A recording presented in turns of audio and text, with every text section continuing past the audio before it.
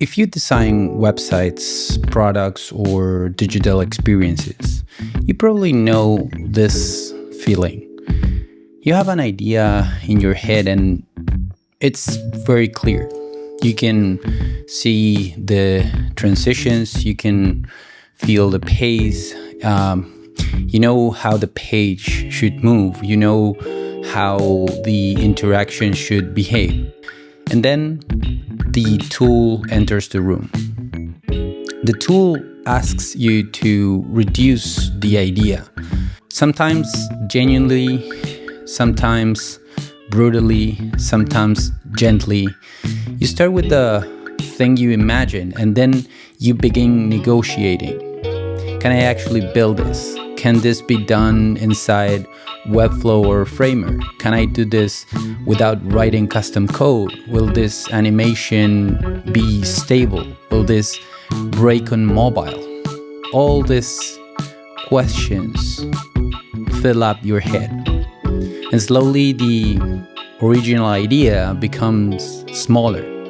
It becomes the version that fits the tool, the version that fits the timeline, the version that fits your current technical comfort.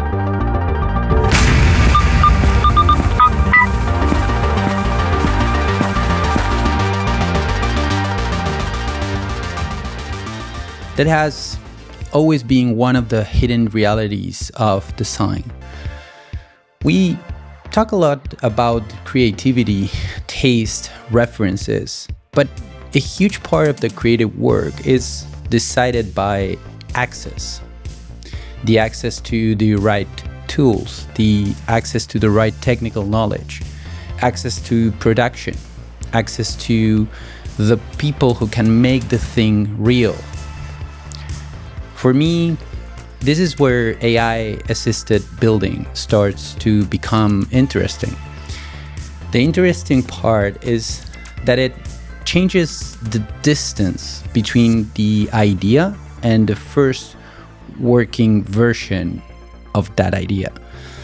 And once that distance changes, your creativity starts behaving differently.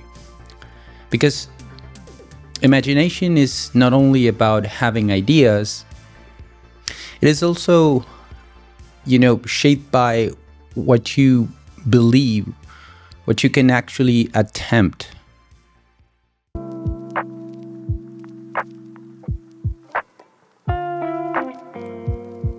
For a lot of designers, Webflow or Framer was one of the first big shifts in that direction.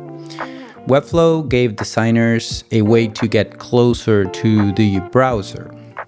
Before that, many of us were designing static layouts, handing them off, and hoping that, the final version would preserve the feeling of the original design. Sometimes it did, but sometimes it did not. Webflow gave designers more control over the final experience.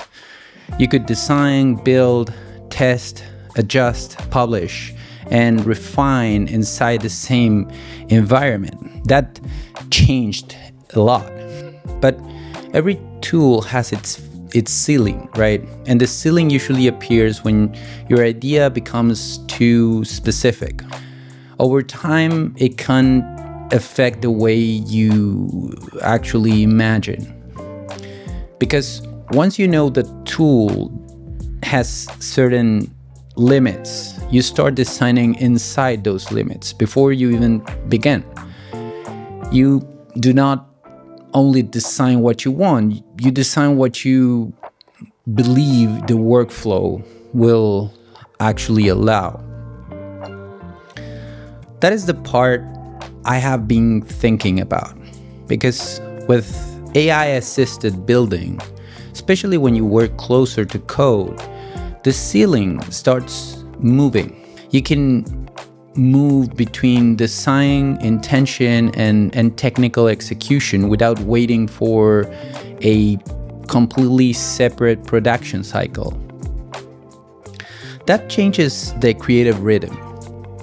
The old rhythm was often imagine, design, handoff, wait, review, correct, simplify, compromise. But the new rhythm can be much tighter, like imagine, build a version, react, correct, push further, test another, and change direction. And it matters because a lot of creative decisions only appear once the thing starts moving.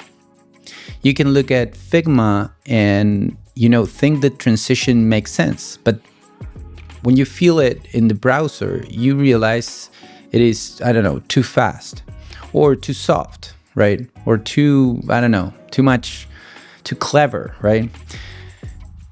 And, the design decisions change when the work becomes alive. That is why this workflow feels important to me. It gives designers more contact with the living version of the idea. And when you have more contact with the living version, you can, direct it better. That is the part I find valuable. AI assisted building gives designers a way to stay with the idea longer, to explore it in motion, to test it in the browser, to correct it through use, to feel the difference between something imagined and something experienced. And for web design, that difference is pretty much everything. A website is not a poster. It unfolds, it responds, loads, moves, changes between screens. It creates rhythm through time. So the designer who can think closer to that behavior has an advantage.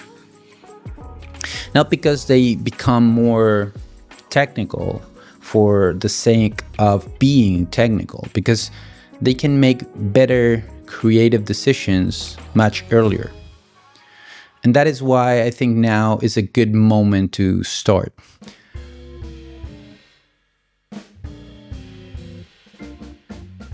There are still moments where the workflow, of course, is frustrating, for sure. The pixel level control can be very awkward. AI can misunderstand simple things. It can overbuild. It can, break something while fixing something else. And it can create code that works but feels messy.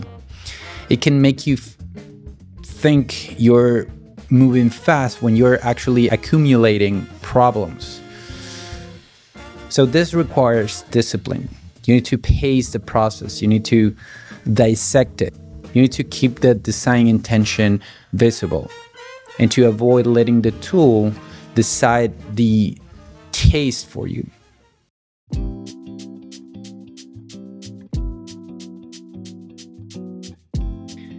The deeper shift is that the designer can now operate closer to the full experience, closer to motion, closer to behavior, to code, to the moment where the work becomes real. You stop imagining only inside the frame. You start imagining inside the system. That is where I think things get exciting, because the tool stops shrinking the idea so early. And when the idea survives longer, the work has a better chance of becoming what it was supposed to be.